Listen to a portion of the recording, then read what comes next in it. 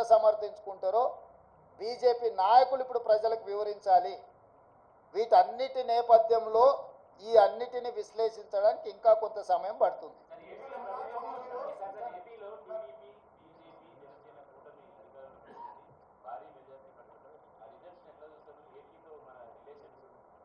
ఎన్నికల ఫలితాలను ఎట్లా చూస్తాం చారి? ఎన్నికల ఫలితాల రకంగానే చూస్తాము, ప్రజా తీర్పు పరంగానే చూస్తాము. దాంట్లో వేరే రకంగా చూడడానికి ఏముంది?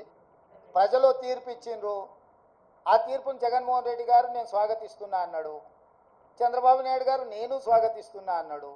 ఇక వాళ్ళిద్దరు స్వాగతించిన తర్వాత మియా బీవీకి రాజీ హోయేతో కాశీ కా క్యా ఇస్మే?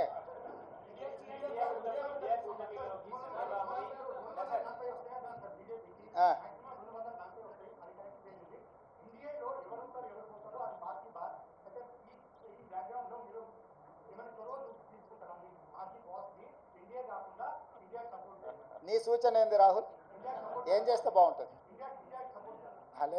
నీ సూచన ఏందంటూ అదే ఒకవేళ నీ సూచన మా అందరి నాయకుల ముందు పెడతా, వాళ్ళందరూ కూడా రాహుల్ సూచన బాగుందంటే ఆ విధంగానే ముందుకు పోయి ఆ రాహుల్తో మాట్లాడదాం. ఏ ప్రభుత్వమైనా ఏర్పడినప్పుడు ఆహ్వానించినప్పుడు పార్టీలో చర్చించి నిర్ణయం తీసుకుంటాం. వ్యక్తిగా నేను నిర్ణయాలు తీసుకోవడానికి ఉండదు. పార్టీ సూచనల మేరకే నేను వ్యవహరించాల్సి ఉంటుంది. ఇది సిద్ధాంతపరంగా రాజకీయ పరంగా పార్టీ తీసుకోవాల్సిన నిర్ణయము. ఏ ప్రభుత్వం ఏర్పడ్డా స్నేహపూర్వకమైన వాతావరణంలో సమస్యలు పరిష్కరించుకుంటామని నేను ముందే చెప్పిన. ఈరోజు కూడా నేను ఆ మాటకున్నా. ఆంధ్రప్రదేశ్లో ఏ ప్రభుత్వం ఏర్పడ్డా ఆ ప్రభుత్వంతో సంప్రదింపులు చేపట్టి రాష్ట్ర సమస్యల్ని శాశ్వతంగా పరిష్కరించుకుంటాము. ఉమ్మడి క్యాపిటల్ చట్టపరంగానే సమస్య పరిష్కారం అయిపోయింది. హైదరాబాద్ నగరం ఇప్పుడు తెలంగాణకు రాజధాని అంటే ఒక కీలకమైన సమస్య ఆల్రెడీ చట్టపరంగా పరిష్కారం అయింది. మిగతా ఆస్తుల పంపకాలకు సంబంధించి నీటి పంపకాలకు సంబంధించి ఉన్న సమస్యల్ని తప్పకుండా కూర్చుంటాం, చర్చించుకుంటాం, పరిష్కరించుకుంటాం. మాకేం బేసిజాలు లేవు.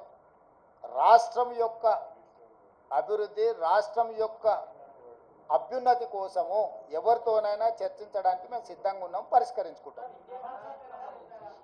ఏం ప్రభాకర్?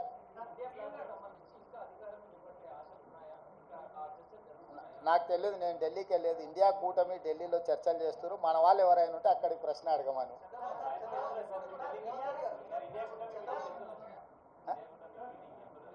ఇండియా కూటమిలో జాతీయ నాయకులు ఆ కూటమిలో ఉన్న వివిధ భాగస్వాములనే ఇప్పటికి పిలిచిండ్రు.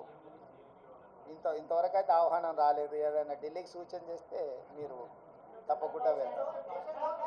క్యా బేసి?